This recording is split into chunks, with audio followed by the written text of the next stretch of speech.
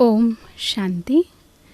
మురళీ తారీఖు మే 1, 2020. ప్రాతః మురళి బాప్దాదా మధువనం. మధురమైన పిల్లలు, అనేక దేహదారులపై ప్రీతిని తొలగించి ఒక్క విదేహీ తండ్రిని స్మృతి చేసినట్లయితే మీ అవయవాలన్నీ శీతలమవుతాయి. ప్రశ్న: ఎవరైతే దైవీ కులానికి చెందిన ఆత్మలుగా ఉన్నారో వారి గుర్తులేమిటి? జవాబు: ఫస్ట్ పాయింట్, దైవీ కులం యొక్క ఆత్మలకు సహజంగానే ఈ పాత ప్రపంచముపై వైరాగ్యం ఉంటుంది. సెకండ్ పాయింట్, వారి బుద్ధి అనంతంలో ఉంటుంది. శివాలయంలోకి వెళ్లేందుకు వారు పావన పుష్పాలుగా అయ్యే పురుషార్థం చేస్తారు. థర్డ్ పాయింట్, ఎటువంటి అసురీ నడవడికను నడవరు. ఫోర్త్ పాయింట్, ఎటువంటి అసురీ కర్మలు జరగలేదు కదా అని తమ లెక్కను పెట్టుకుంటారు. తండ్రికి సత్యమునే వినిపిస్తారు, ఏదీ దాచిపెట్టరు. గీతము: వారు మా నుండి విడిపోరు, నవ హంసే జుదా హోంగే. ఓం శాంతి. ఇప్పుడివన్నీ అనంతమైన విషయాలు. హద్దు యొక్క విషయాలన్నీ తొలగిపోతాయి. ఈ ప్రపంచంలో అయితే అనేకులను స్మృతి చేయడం జరుగుతుంది. అనేక దేహదారులతో ప్రీతి ఉంది. విదేహి ఒక్కరు మాత్రమే. వారిని పరమపిత పరమాత్మ శివ అని అనడం జరుగుతుంది. మీరిప్పుడు వారితోనే బుద్ధియోగాన్ని జోడించాలి. ఏ దేహధారిని స్మృతి చేయకూడదు. బ్రాహ్మణులు మొదలైన వారికి తినిపించడం, ఇవన్నీ కలియుగ ఆచార సంప్రదాయాలు. అక్కడి ఆచార సంప్రదాయాలు, ఇక్కడి ఆచార సంప్రదాయాలు పూర్తిగా వేరుగా ఉంటాయి. ఇక్కడ ఏ దేహధారిని స్మృతి చేయకూడదు. ఆ స్థితి చేరుకునే వరకు పురుషార్థం నడుస్తూనే ఉంటుంది. తండ్రి చెప్తున్నారు, పాత ప్రపంచంలో ఎవరైతే ఉండి వెళ్ళిపోయారో మరియు ప్రస్తుతం ఉన్న వారందరినీ ఎంత వీలైతే అంత మర్చిపోవాలి. ఎవరికి ఏమి అర్థం చేయించాలి అనే ఆలోచనలు పూర్తి రోజంతా మీ బుద్ధిలో నడుస్తూ ఉండాలి. ఎవ్వరికీ తెలియని ప్రపంచం యొక్క భూత వర్తమాన భవిష్యత్తుల గురించి వచ్చి అర్థం చేసుకోండి అని అందరికీ చెప్పండి. భూతకాలము అనగా ఎప్పటి నుండి మొదలైంది అని. ఇప్పుడు వర్తమానమేమిటి?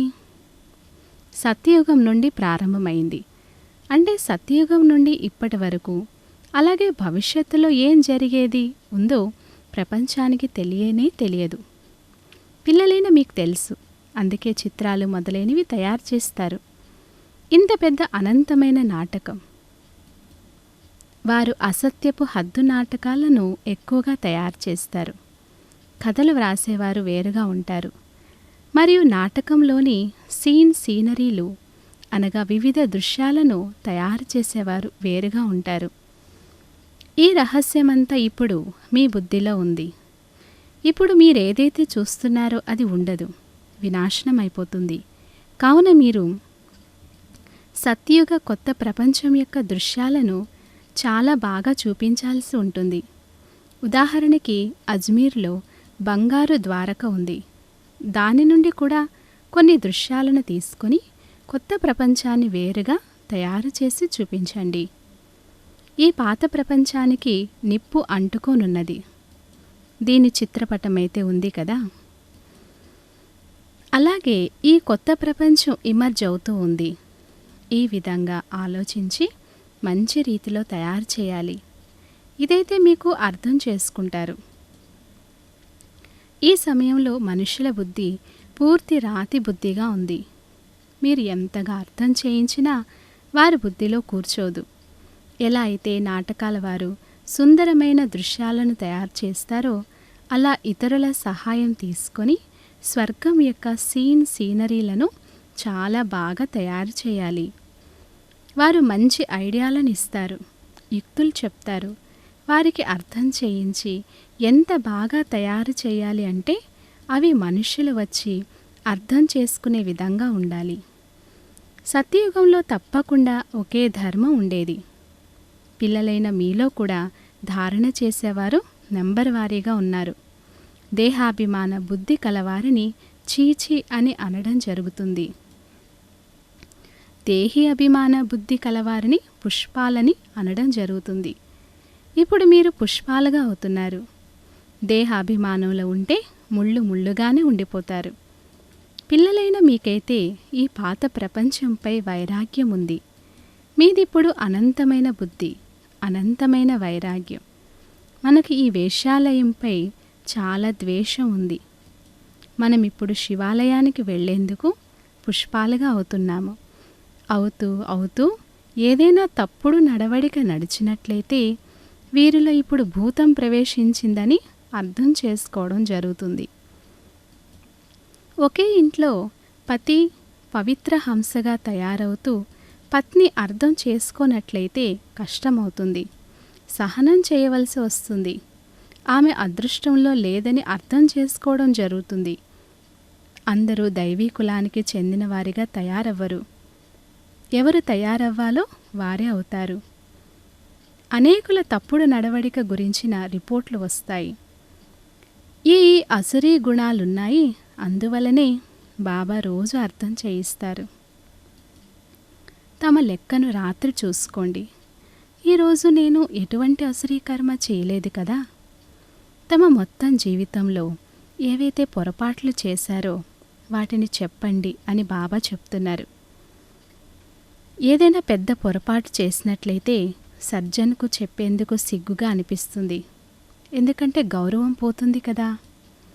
చెప్పకపోతే ఇంకా నష్టం కలుగుతుంది. ఎంతగా మాయ చెంపదెబ్బ వేస్తుందంటే ఒక్కసారిగా సర్వనాశనం చేస్తుంది.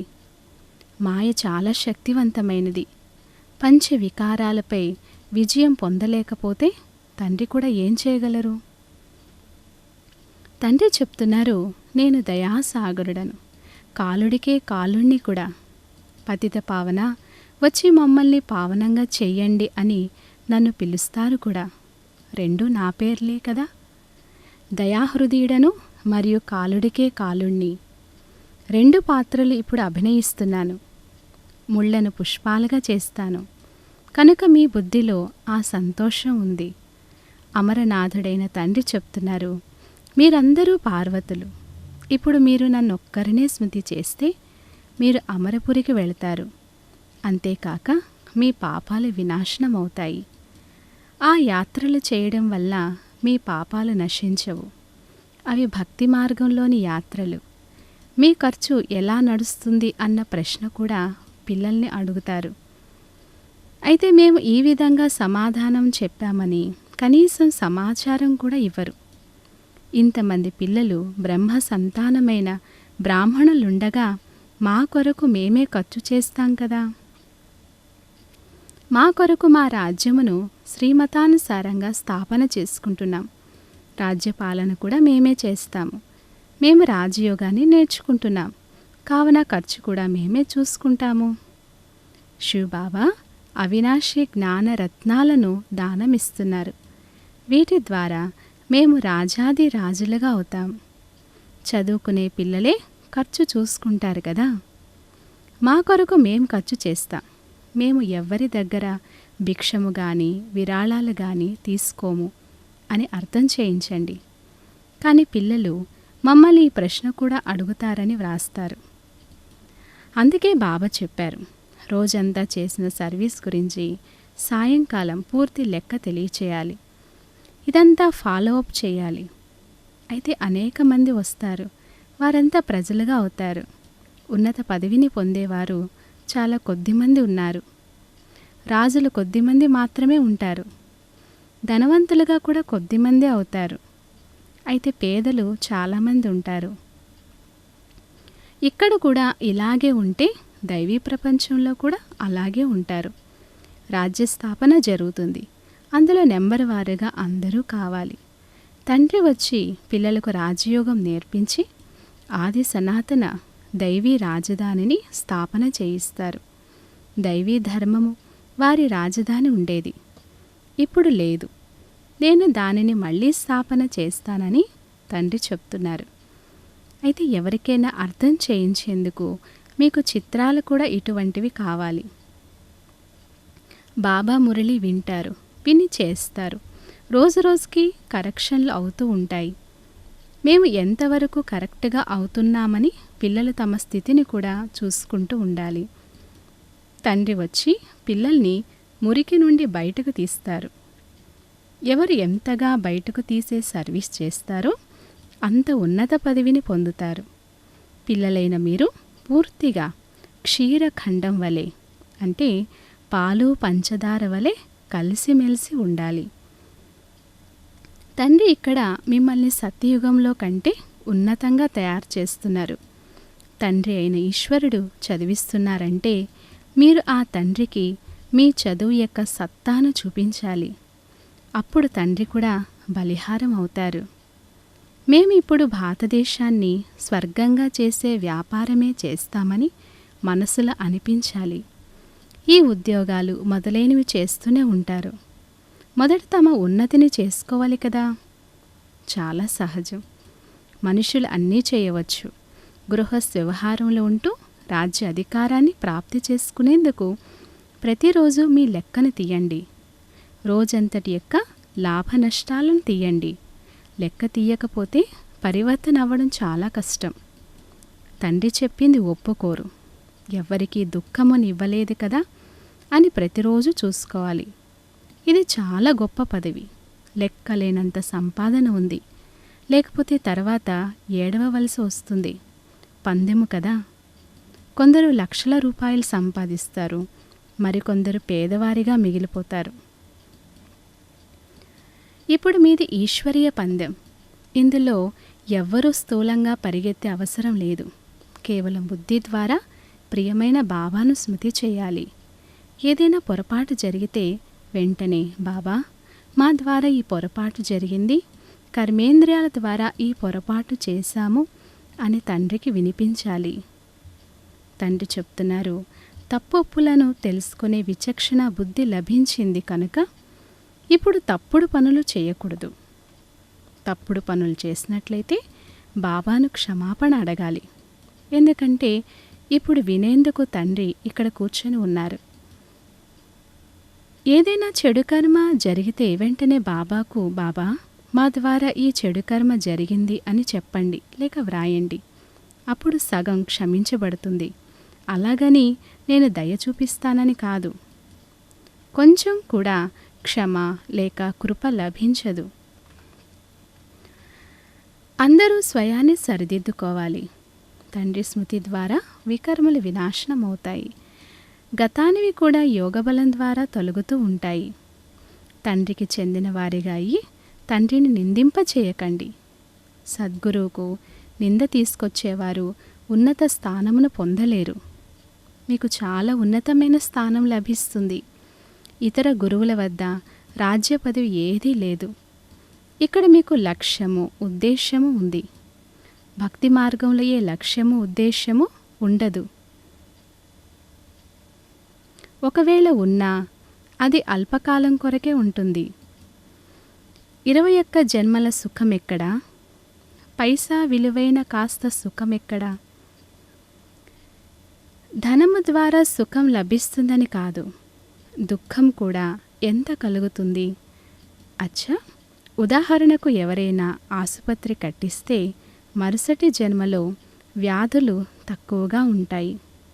అంతేగాని విద్య ఎక్కువగా లభిస్తుందని కాదు, ధనము కూడా ఎక్కువగా లభిస్తుందని కాదు. వాటి కొరకైతే మిగతా అన్నీ చేయాల్సి ఉంటుంది. ఎవరైనా ధర్మశాలను కట్టిస్తే తర్వాత జన్మలో మహల్ లభిస్తుంది. అయితే ఆరోగ్యంగా ఉంటారని కాదు, అలా ఉండరు. కావున తండ్రి ఎన్ని విషయాలు అర్థం చేయిస్తారు. కొందరు బాగా అర్థం చేసుకొని ఇతరులకు అర్థం చేయిస్తారు. కొందరు అర్థమే చేసుకోరు. కావున ప్రతిరోజు లెక్కను తీయండి. ఈరోజు ఏ పాపం చేశాను, ఏ విషయంలో ఫెయిల్ అయ్యాను. అటువంటి పనులు చేయవద్దని తండ్రి సలహా ఇస్తారు. మనం ఇప్పుడు స్వర్గానికి వెళతామని మీకు తెలుసు. పిల్లలకు సంతోషపు పాదరసం ఎక్కదు. ఈ బాబాకు నేను వృద్ధుణ్ణి, ఈ శరీరాన్ని వదిలి కుమారునిగా అవుతానని ఎంత సంతోషం ఉంది. మీరు కూడా చదువుతున్నారు కావున మీకు కూడా అపారమైన సంతోషం ఉండాలి. కానీ తండ్రిని స్మృతే చెయ్యరు. తండ్రి ఎంతో సహజంగా అర్థం చేయిస్తారు. అక్కడ ఇంగ్లీషు మొదలైనవి చదువుకోవడంలో తల ఎంతగా పాడైపోతుంది. చాలా కష్టం అనిపిస్తుంది. ఇదైతే చాలా సులభము. ఈ ఆత్మిక చదువు ద్వారా మీరు శీతలంగా అవుతారు. ఇందులో మీరు కేవలం తండ్రిని స్మృతి చేస్తూ ఉంటే మీ అవయవాలన్నీ పూర్తిగా శీతలమవుతాయి. మీకైతే శరీరం ఉంది కదా, శివబాబాకైతే శరీరం లేదు. కృష్ణునికి అవయవాలున్నాయి. వారి అవయవాలు శీతలంగానే ఉంటాయి. కావున వారికి ఆ పేరు పెట్టారు. ఇప్పుడు వారి సాంగత్యం ఎలా చేయాలి? వారు ఉండేదే సత్యయుగంలో. వారి అవయవాలను ఇంత శీతలంగా ఎవరు తయారు చేశారు? ఇది మీరిప్పుడు అర్థం చేసుకుంటున్నారు. పిల్లలైన మీరు కూడా ఇప్పుడు ఇంతగా ధారణ చేయాలి.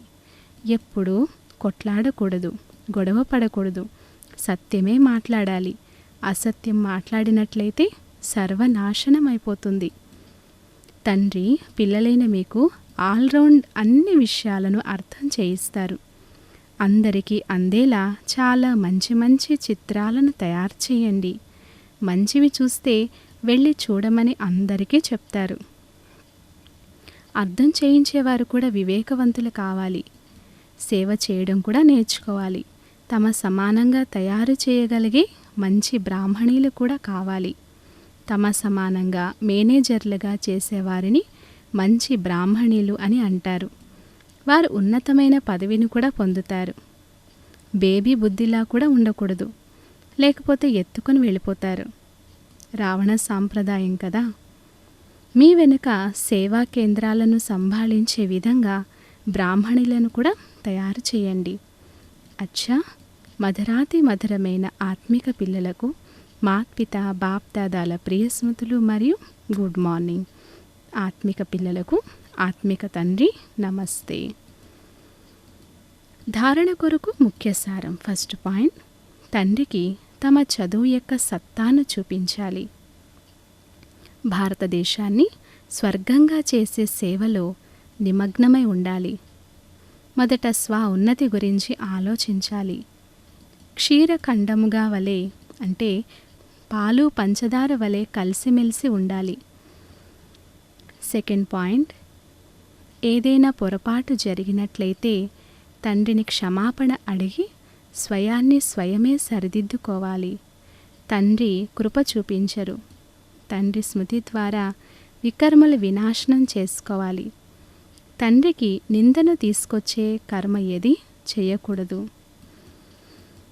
వరదానము, తమ శక్తిశాలి స్థితి ద్వారా సర్వుల శుభ కామనలను పూర్తి చేసే మహాదాని భవ. వివరణ, చివర్లో వచ్చే ఆత్మలు కొద్ది మాత్రంతోనే సంతోషిస్తారు. ఎందుకంటే వారిది చాలా తక్కువ తీసుకునేటువంటి పాత్ర. కనుక ఇటువంటి ఆత్మలకు వారి భావనకు ఫలము ప్రాప్తి అవ్వాలి. ఎవ్వరూ వంచితులుగా మిగిలిపోకూడదు. కావున ఇప్పటి నుండే తమలో సర్వశక్తులను జమ చేసుకోండి. ఎప్పుడైతే మీరు మీ సంపూర్ణ శక్తిశాలి మహాదాని స్థితిలో ఉంటారో అప్పుడు ఏ ఆత్మనైనా మీ సహయోగంతో మహాదానమిచ్చే కర్తవ్యం ఆధారంతో శుభ భావనల స్విచ్ను ఆన్ చేస్తూనే దృష్టితో తృప్తిపరుస్తారు. స్లోగన్, సదా ఈశ్వరీయ మర్యాదలపై నడుస్తూ ఉన్నట్లయితే మర్యాద పురుషోత్తములుగా అవుతారు. అచ్చా, ఓం శాంతి.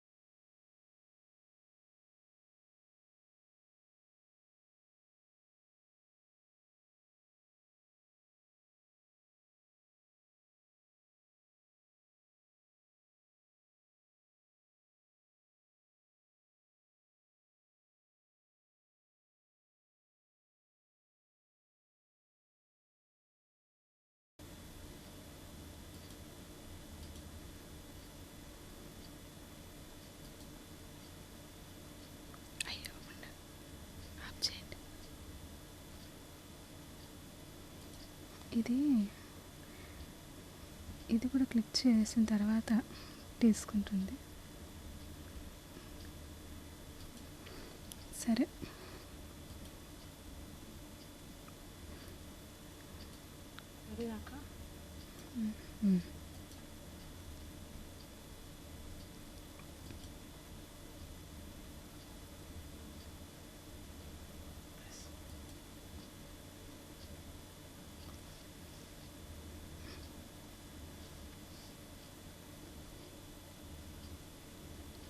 ఓం శాంతి. మురళీ తారీఖు మే 1, 2020. ప్రాతః మురళి బాప్దాద మధువనం. మధురమైన పిల్లలు, అనేక దేహదారులపై ప్రీతిని తొలగించి ఒక్క విదేహీ తండ్రిని స్మృతి చేసినట్లయితే మీ అవయవాలన్నీ శీతలమవుతాయి. ప్రశ్న: ఎవరైతే దైవీ కులానికి చెందిన ఆత్మలుగా ఉన్నారో వారి గుర్తులేమిటి? జవాబు: ఫస్ట్ పాయింట్, దైవీ కులం యొక్క ఆత్మలకు సహజంగానే ఈ పాత ప్రపంచముపై వైరాగ్యం ఉంటుంది. సెకండ్ పాయింట్, వారి బుద్ధి అనంతంలో ఉంటుంది. శివాలయంలోకి వెళ్లేందుకు వారు పావన పుష్పాలుగా అయ్యే పురుషార్థం చేస్తారు.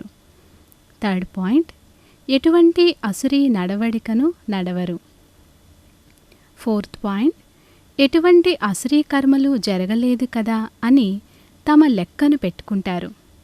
తండ్రికి సత్యమునే వినిపిస్తారు, ఏదీ దాచిపెట్టరు. గీతము: వారు మా నుండి విడిపోరు, నవ హంసే జుదా హోంగే. ఓం శాంతి. ఇప్పుడు ఇవన్నీ అనంతమైన విషయాలు. హద్దు యొక్క విషయాలన్నీ తొలగిపోతాయి. ఈ ప్రపంచంలో అయితే అనేకులను స్మృతి చేయడం జరుగుతుంది. అనేక దేహదారులతో ప్రీతి ఉంది. విదేహి ఒక్కరు మాత్రమే. వారిని పరమపిత పరమాత్మ శివ అని అనడం జరుగుతుంది. మీరిప్పుడు వారితోనే బుద్ధియోగాన్ని జోడించాలి. ఏ దేహధారిని స్మృతి చేయకూడదు. బ్రాహ్మణులు మొదలైన వారికి తినిపించడం, ఇవన్నీ కలియుగ ఆచార సంప్రదాయాలు. అక్కడి ఆచార సంప్రదాయాలు, ఇక్కడి ఆచార సంప్రదాయాలు పూర్తిగా వేరుగా ఉంటాయి. ఇక్కడ ఏ దేహధారిని స్మృతి చేయకూడదు. ఆ స్థితి చేరుకునే వరకు పురుషార్థం నడుస్తూనే ఉంటుంది. తండ్రి చెప్తున్నారు, పాత ప్రపంచంలో ఎవరైతే ఉండి వెళ్ళిపోయారో మరియు ప్రస్తుతం ఉన్నవారందరినీ ఎంత వీలైతే అంత మర్చిపోవాలి. ఎవరికి ఏమి అర్థం చేయించాలి అనే ఆలోచనలు పూర్తి రోజంతా మీ బుద్ధిలో నడుస్తూ ఉండాలి. ఎవ్వరికీ తెలియని ప్రపంచం యొక్క భూత వర్తమాన భవిష్యత్తుల గురించి వచ్చి అర్థం చేసుకోండి అని అందరికీ చెప్పండి. భూతకాలము అనగా ఎప్పటి నుండి మొదలైంది అని. ఇప్పుడు వర్తమానం ఏమిటి? సత్యయుగం నుండి ప్రారంభమైంది. అంటే సత్యయుగం నుండి ఇప్పటి వరకు, అలాగే భవిష్యత్తులో ఏం జరిగేది ఉందో ప్రపంచానికి తెలియదు. పిల్లలైన మీకు తెలుసు, అందుకే చిత్రాలు మొదలైనవి తయారు చేస్తారు. ఇంత పెద్ద అనంతమైన నాటకం. వారు అసత్యపు హద్దు నాటకాలను ఎక్కువగా తయారు చేస్తారు. కథలు వ్రాసేవారు వేరుగా ఉంటారు. మరియు నాటకంలోని సీనరీలు అనగా వివిధ దృశ్యాలను తయారు చేసేవారు వేరుగా ఉంటారు. ఈ రహస్యమంతా ఇప్పుడు మీ బుద్ధిలో ఉంది. ఇప్పుడు మీరేదైతే చూస్తున్నారో అది ఉండదు, వినాశనం అయిపోతుంది. కావున మీరు సత్యయుగ కొత్త ప్రపంచం యొక్క దృశ్యాలను చాలా బాగా చూపించాల్సి ఉంటుంది. ఉదాహరణకి అజ్మీర్లో బంగారు ద్వారక ఉంది. దాని నుండి కూడా కొన్ని దృశ్యాలను తీసుకొని కొత్త ప్రపంచాన్ని వేరుగా తయారు చేసి చూపించండి. ఈ పాత ప్రపంచానికి నిప్పు అంటుకోనున్నది. దీని చిత్రపటమైతే ఉంది కదా. అలాగే ఈ కొత్త ప్రపంచం ఇమర్జ్ అవుతూ ఉంది. ఈ విధంగా ఆలోచించి మంచి రీతిలో తయారు చేయాలి. ఇదైతే మీకు అర్థం చేసుకుంటారు. ఈ సమయంలో మనుషుల బుద్ధి పూర్తి రాతి బుద్ధిగా ఉంది. మీరు ఎంతగా అర్థం చేయించినా వారి బుద్ధిలో కూర్చోదు. ఎలా అయితే నాటకాల వారు సుందరమైన దృశ్యాలను తయారు చేస్తారో అలా ఇతరుల సహాయం తీసుకొని స్వర్గం యొక్క సీనరీలను చాలా బాగా తయారు చేయాలి. వారు మంచి ఐడియాలను ఇస్తారు, యుక్తులు చెప్తారు. వారికి అర్థం చేయించి ఎంత బాగా తయారు చేయాలి అంటే అవి మనుష్యులు వచ్చి అర్థం చేసుకునే విధంగా ఉండాలి. సత్యయుగంలో తప్పకుండా ఒకే ధర్మం ఉండేది. పిల్లలైన మీలో కూడా ధారణ చేసేవారు నెంబర్ వారీగా ఉన్నారు. దేహాభిమాన బుద్ధి కలవారిని చీచి అని అనడం జరుగుతుంది. దేహి అభిమాన బుద్ధి కలవారిని పుష్పాలని అనడం జరుగుతుంది. ఇప్పుడు మీరు పుష్పాలుగా అవుతున్నారు. దేహాభిమానంలో ఉంటే ముళ్ళుగానే ఉండిపోతారు. పిల్లలైన మీకైతే ఈ పాత ప్రపంచంపై వైరాగ్యం ఉంది. మీదిప్పుడు అనంతమైన బుద్ధి, అనంతమైన వైరాగ్యం. మనకి ఈ వేశ్యాలయంపై చాలా ద్వేషం ఉంది. మనం ఇప్పుడు శివాలయానికి వెళ్ళేందుకు పుష్పాలుగా అవుతున్నాము. అవుతూ ఏదైనా తప్పుడు నడవడిక నడిచినట్లయితే వీరిలో ఇప్పుడు భూతం ప్రవేశించిందని అర్థం చేసుకోవడం జరుగుతుంది. ఒకే ఇంట్లో పతి పవిత్ర హంసగా తయారవుతూ పత్ని అర్థం చేసుకోనట్లయితే కష్టమవుతుంది. సహనం చేయవలసి వస్తుంది. ఆమె అదృష్టంలో లేదని అర్థం చేసుకోవడం జరుగుతుంది. అందరూ దైవీ కులానికి చెందిన వారిగా తయారవ్వరు. ఎవరు తయారవ్వాలో వారే అవుతారు. అనేకుల తప్పుడు నడవడిక గురించిన రిపోర్ట్లు వస్తాయి. ఈ అసురీ గుణాలున్నాయి. అందువలనే బాబా రోజు అర్థం చేయిస్తారు. తమ లెక్కను రాత్రి చూసుకోండి. ఈరోజు నేను ఎటువంటి అసురీ కర్మ చేయలేదు కదా. తమ మొత్తం జీవితంలో ఏవైతే పొరపాట్లు చేశారో వాటిని చెప్పండి అని బాబా చెప్తున్నారు. ఏదైనా పెద్ద పొరపాటు చేసినట్లయితే సర్జన్కు చెప్పేందుకు సిగ్గుగా అనిపిస్తుంది. ఎందుకంటే గౌరవం పోతుంది కదా. చెప్పకపోతే ఇంకా నష్టం కలుగుతుంది. ఎంతగా మాయ చెంపదెబ్బ వేస్తుందంటే ఒక్కసారిగా సర్వనాశనం చేస్తుంది. మాయ చాలా శక్తివంతమైనది. పంచ వికారాలపై విజయం పొందలేకపోతే తండ్రి కూడా ఏం చేయగలరు? తండ్రి చెప్తున్నారు, నేను దయాసాగరుడను, కాలుడికే కాలుణ్ణి కూడా. పతిత పావన వచ్చి మమ్మల్ని పావనంగా చెయ్యండి అని నన్ను పిలుస్తారు కూడా. రెండూ నా పేర్లే కదా. దయాహృదయుడను మరియు కాలుడికే కాలుణ్ణి. రెండు పాత్రలు ఇప్పుడు అభినయిస్తున్నాను. ముళ్లను పుష్పాలుగా చేస్తాను. కనుక మీ బుద్ధిలో ఆ సంతోషం ఉంది. అమరనాథుడైన తండ్రి చెప్తున్నారు, మీరందరూ పార్వతులు. ఇప్పుడు మీరు నన్నొక్కరినే స్మృతి చేస్తే మీరు అమరపురికి వెళతారు. అంతేకాక మీ పాపాలు వినాశనం అవుతాయి. ఆ యాత్రలు చేయడం వల్ల మీ పాపాలు నశించవు. అవి భక్తి మార్గంలోని యాత్రలు. మీ ఖర్చు ఎలా నడుస్తుంది అన్న ప్రశ్న కూడా పిల్లల్ని అడుగుతారు. అయితే మేము ఈ విధంగా సమాధానం చెప్పామని కనీసం సమాచారం కూడా ఇవ్వరు. ఇంతమంది పిల్లలు బ్రహ్మ సంతానమైన బ్రాహ్మణులుండగా మా కొరకు మేమే ఖర్చు చేస్తాం కదా. మా కొరకు మా రాజ్యమును శ్రీమతానుసారంగా స్థాపన చేసుకుంటున్నాం. రాజ్యపాలన కూడా మేమే చేస్తాము. మేము రాజయోగాన్ని నేర్చుకుంటున్నాం. కావున ఖర్చు కూడా మేమే చూసుకుంటాము.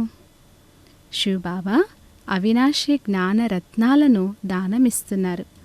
వీటి ద్వారా మేము రాజాది రాజులుగా అవుతాం. చదువుకునే పిల్లలే ఖర్చు చూసుకుంటారు కదా. మా కొరకు మేం ఖర్చు చేస్తాం. మేము ఎవ్వరి దగ్గర భిక్షము కానీ విరాళాలు కానీ తీసుకోము అని అర్థం చేయించండి. కానీ పిల్లలు మమ్మల్ని ఈ ప్రశ్న కూడా అడుగుతారని వ్రాస్తారు. అందుకే బాబా చెప్పారు, రోజంతా చేసిన సర్వీస్ గురించి సాయంకాలం పూర్తి లెక్క తెలియచేయాలి. ఇదంతా ఫాలో అప్ చేయాలి. అయితే అనేక మంది వస్తారు.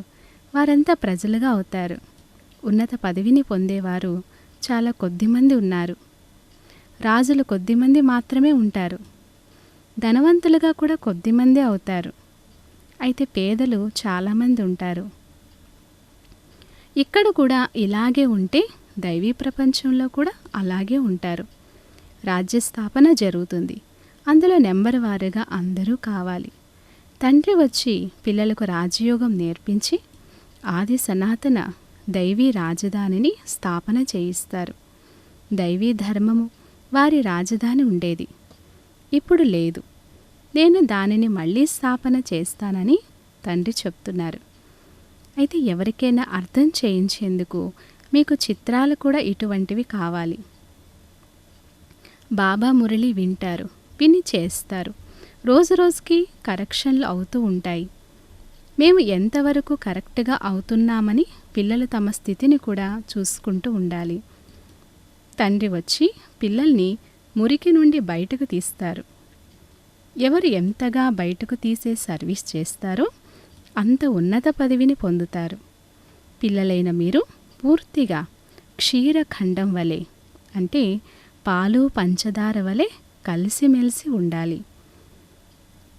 తండ్రి ఇక్కడ మిమ్మల్ని సత్యయుగంలో కంటే ఉన్నతంగా తయారు చేస్తున్నారు. తండ్రి అయిన ఈశ్వరుడు చదివిస్తున్నారంటే మీరు ఆ తండ్రికి మీ చదువు యొక్క సత్తాను చూపించాలి. అప్పుడు తండ్రి కూడా బలిహారం అవుతారు.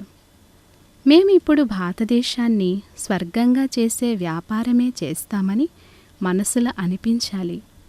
ఈ ఉద్యోగాలు మొదలైనవి చేస్తూనే ఉంటారు. మొదట తమ ఉన్నతిని చేసుకోవాలి కదా.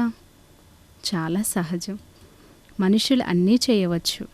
గృహస్థ వ్యవహారంలో ఉంటూ రాజ్య అధికారాన్ని ప్రాప్తి చేసుకునేందుకు ప్రతిరోజు మీ లెక్కను తీయండి. రోజంతటి యొక్క లాభ నష్టాలను తీయండి. లెక్క తీయకపోతే పరివర్తన అవ్వడం చాలా కష్టం. తండ్రి చెప్పింది ఒప్పుకోరు. ఎవ్వరికీ దుఃఖముని ఇవ్వలేదు కదా అని ప్రతిరోజు చూసుకోవాలి. ఇది చాలా గొప్ప పదవి. లెక్కలేనంత సంపాదన ఉంది. లేకపోతే తర్వాత ఏడవవలసి వస్తుంది. పందెము కదా. కొందరు లక్షల రూపాయలు సంపాదిస్తారు, మరికొందరు పేదవారిగా మిగిలిపోతారు. ఇప్పుడు మీది ఈశ్వరీయ పందెం. ఇందులో ఎవ్వరూ స్థూలంగా పరిగెత్తే అవసరం లేదు. కేవలం బుద్ధి ద్వారా ప్రియమైన బాబాను స్మృతి చేయాలి. ఏదైనా పొరపాటు జరిగితే వెంటనే బాబా, మా ద్వారా ఈ పొరపాటు జరిగింది, కర్మేంద్రియాల ద్వారా ఈ పొరపాటు చేశాము అని తండ్రికి వినిపించాలి. తండ్రి చెప్తున్నారు, తప్పొప్పులను తెలుసుకునే విచక్షణ బుద్ధి లభించింది కనుక ఇప్పుడు తప్పుడు పనులు చేయకూడదు. తప్పుడు పనులు చేసినట్లయితే బాబాను క్షమాపణ అడగాలి. ఎందుకంటే ఇప్పుడు వినేందుకు తండ్రి ఇక్కడ కూర్చొని ఉన్నారు. ఏదైనా చెడు కర్మ జరిగితే వెంటనే బాబాకు, బాబా మా ద్వారా ఈ చెడు కర్మ జరిగింది అని చెప్పండి, లేక వ్రాయండి. అప్పుడు సగం క్షమించబడుతుంది. అలాగని నేను దయ చూపిస్తానని కాదు. కొంచెం కూడా క్షమ లేక కృప లభించదు. అందరూ స్వయాన్ని సరిదిద్దుకోవాలి. తండ్రి స్మృతి ద్వారా వికర్మలు వినాశనం అవుతాయి. గతానివి కూడా యోగబలం ద్వారా తొలగుతూ ఉంటాయి. తండ్రికి చెందిన వారిగా అయ్యి తండ్రిని నిందింపచేయకండి.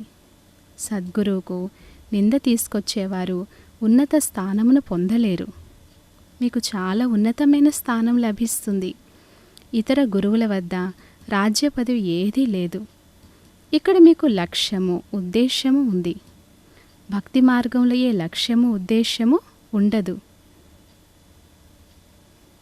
ఒకవేళ ఉన్నా అది అల్పకాలం కొరకే ఉంటుంది. 21 జన్మల సుఖమెక్కడా? పైసా విలువైన కాస్త సుఖమెక్కడా? ధనము ద్వారా సుఖం లభిస్తుందని కాదు, దుఃఖం కూడా ఎంత కలుగుతుంది. అచ్చా, ఉదాహరణకు ఎవరైనా ఆసుపత్రి కట్టిస్తే మరుసటి జన్మలో వ్యాధులు తక్కువగా ఉంటాయి. అంతేగాని విద్య ఎక్కువగా లభిస్తుందని కాదు, ధనము కూడా ఎక్కువగా లభిస్తుందని కాదు. వాటి కొరకైతే మిగతా అన్నీ చేయాల్సి ఉంటుంది. ఎవరైనా ధర్మశాలను కట్టిస్తే తర్వాత జన్మలో మహల్ లభిస్తుంది. అయితే ఆరోగ్యంగా ఉంటారని కాదు, అలా ఉండరు. కావున తండ్రి ఎన్ని విషయాలు అర్థం చేయిస్తారు. కొందరు బాగా అర్థం చేసుకొని ఇతరులకు అర్థం చేయిస్తారు, కొందరు అర్థమే చేసుకోరు. కావున ప్రతిరోజు లెక్కను తీయండి. ఈరోజు ఏ పాపం చేశాను, ఏ విషయంలో ఫెయిల్ అయ్యాను. అటువంటి పనులు చేయవద్దని తండ్రి సలహా ఇస్తారు. మనం ఇప్పుడు స్వర్గానికి వెళతామని మీకు తెలుసు. పిల్లలకు సంతోషపు పాదరసం ఎక్కదు. ఈ బాబాకు నేను వృద్ధుణ్ణి, ఈ శరీరాన్ని వదిలి కుమారునిగా అవుతానని ఎంత సంతోషం ఉంది. మీరు కూడా చదువుతున్నారు, కావున మీకు కూడా అపారమైన సంతోషం ఉండాలి. కానీ తండ్రిని స్మృతి చెయ్యరు. తండ్రి ఎంతో సహజంగా అర్థం చేయిస్తారు. అక్కడ ఇంగ్లీషు మొదలైనవి చదువుకోవడంలో తల ఎంతగా పాడైపోతుంది. చాలా కష్టం అనిపిస్తుంది. ఇదైతే చాలా సులభము. ఈ ఆత్మిక చదువు ద్వారా మీరు శీతలంగా అవుతారు. ఇందులో మీరు కేవలం తండ్రిని స్మృతి చేస్తూ ఉంటే మీ అవయవాలన్నీ పూర్తిగా శీతలమవుతాయి. మీకైతే శరీరం ఉంది కదా, శివబాబాకైతే శరీరం లేదు. కృష్ణునికి అవయవాలున్నాయి. వారి అవయవాలు శీతలంగానే ఉంటాయి. కావున వారికి ఆ పేరు పెట్టారు. ఇప్పుడు వారి సాంగత్యం ఎలా చేయాలి? వారు ఉండేదే సత్యయుగంలో. వారి అవయవాలను ఇంత శీతలంగా ఎవరు తయారు చేశారు? ఇది మీరిప్పుడు అర్థం చేసుకుంటున్నారు. పిల్లలైన మీరు కూడా ఇప్పుడు ఇంతగా ధారణ చేయాలి. ఎప్పుడూ కొట్లాడకూడదు, గొడవ పడకూడదు, సత్యమే మాట్లాడాలి. అసత్యం మాట్లాడినట్లయితే సర్వనాశనం అయిపోతుంది. తండ్రి పిల్లలైన మీకు ఆల్రౌండ్ అన్ని విషయాలను అర్థం చేయిస్తారు. అందరికీ అందేలా చాలా మంచి మంచి చిత్రాలను తయారు చేయండి. మంచివి చూస్తే వెళ్ళి చూడమని అందరికీ చెప్తారు. అర్థం చేయించేవారు కూడా వివేకవంతులు కావాలి. సేవ చేయడం కూడా నేర్చుకోవాలి. తమ సమానంగా తయారు చేయగలిగే మంచి బ్రాహ్మణీలు కూడా కావాలి. తమ సమానంగా మేనేజర్లుగా చేసేవారిని మంచి బ్రాహ్మణీలు అని అంటారు. వారు ఉన్నతమైన పదవిని కూడా పొందుతారు. బేబీ బుద్ధిలా కూడా ఉండకూడదు, లేకపోతే ఎత్తుకొని వెళ్ళిపోతారు. రావణ సాంప్రదాయం కదా. మీ వెనుక సేవా కేంద్రాలను సంభాళించే విధంగా బ్రాహ్మణులను కూడా తయారు చేయండి. అచ్చా, మధురాతి మధురమైన ఆత్మిక పిల్లలకు మాత్పిత బాప్దాదాల ప్రియ స్మృతులు మరియు గుడ్ మార్నింగ్. ఆత్మిక పిల్లలకు ఆత్మిక తండ్రి నమస్తే. ధారణ కొరకు ముఖ్య సారం. ఫస్ట్ పాయింట్, తండ్రికి తమ చదువు యొక్క సత్తాను చూపించాలి. భారతదేశాన్ని స్వర్గంగా చేసే సేవలో నిమగ్నమై ఉండాలి. మొదట స్వ ఉన్నతి గురించి ఆలోచించాలి. క్షీరఖండముగా వలె అంటే పాలు పంచదార వలె కలిసిమెలిసి ఉండాలి.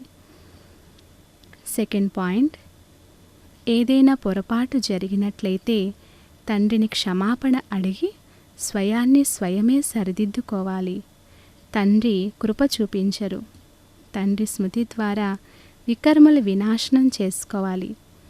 తండ్రికి నిందను తీసుకొచ్చే కర్మ ఏది చేయకూడదు. వరదానము, తమ శక్తిశాలి స్థితి ద్వారా సర్వుల శుభకామనలను పూర్తి చేసే మహాదాని భవ. వివరణ, చివర్లో వచ్చే ఆత్మలు కొద్ది మాత్రంతోనే సంతోషిస్తారు. ఎందుకంటే వారిది చాలా తక్కువ తీసుకునేటువంటి పాత్ర. కనుక ఇటువంటి ఆత్మలకు వారి భావనకు ఫలము ప్రాప్తి అవ్వాలి. ఎవ్వరూ వంచితులుగా మిగిలిపోకూడదు. కావున ఇప్పటి నుండే తమలో సర్వశక్తులను జమ చేసుకోండి. ఎప్పుడైతే మీరు మీ సంపూర్ణ శక్తిశాలి మహాదాని స్థితిలో ఉంటారో అప్పుడు ఏ ఆత్మనైనా మీ సహయోగంతో మహాదానమిచ్చే కర్తవ్యం ఆధారంతో శుభ భావనల స్విచ్ను ఆన్ చేస్తూనే దృష్టితో తృప్తిపరుస్తారు.